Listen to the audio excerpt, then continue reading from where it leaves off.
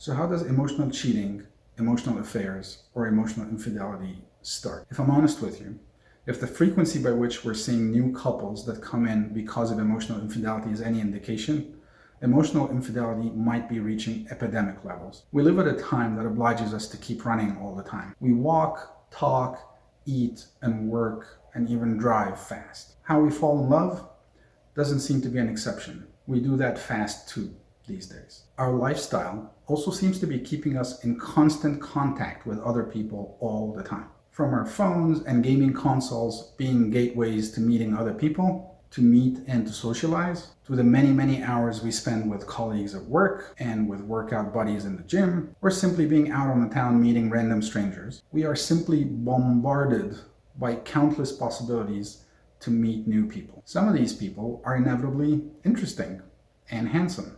What starts as a harmless friendship that you strike up with somebody you met at the gym can very quickly turn into an emotional affair or emotional cheating, if the conditions are ripe for that. It's important to remember that emotional affairs fly under the radar, and most of the time we're not even aware that they're happening as they're happening. And sometimes we're not aware that they're happening until it's literally too late. For example, imagine this. Imagine that new person that you met in the gym becomes somebody that you can vent to about your relationship over a smoothie in the gym's bar. After all, isn't that what friends are for? The thing is this though, if you are confiding in your new friend with the problems and frustrations of your personal relationship, then you're creating a very intimate bond with that friend, and at the same time, you're cutting off your intimate partner from that bond that you're creating. The implication of that is two-sided. The first is that your partner is no longer the person you're confiding in with your problems and frustrations,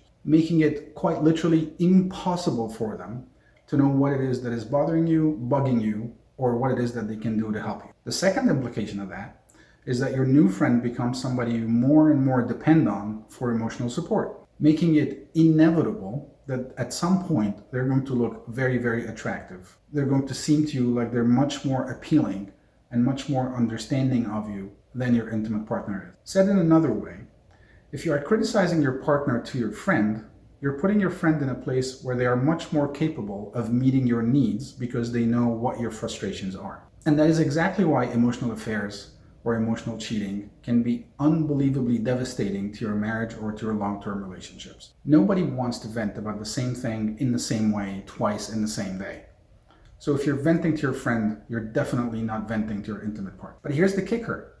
The only way you can actually get your needs met in a relationship with your intimate partner is if you do vent to your intimate partner and if your intimate partner has learned from you what it is that you need. So if you are only telling your friend what your needs are, the only person who can meet your needs is now your friend, no longer your intimate partner. Then there is no way in God's green earth where they will be able to find out what is frustrating you so that they can meet your needs. And let's not ignore another fundamental fact about relationships. Simply put, that fact is this, is that emotional vulnerability is a prerequisite to physical vulnerability. And the cycle kind of looks like this.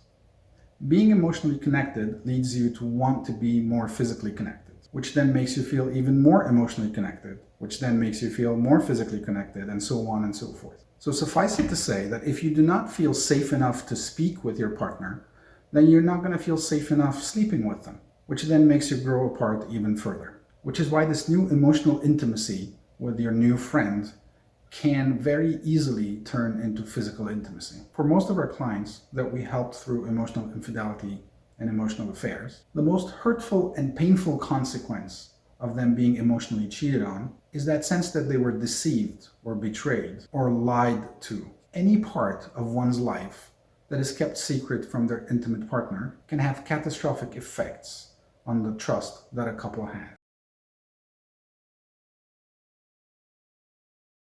I invite you to try our relationship map. The relationship map is the best relationship test online.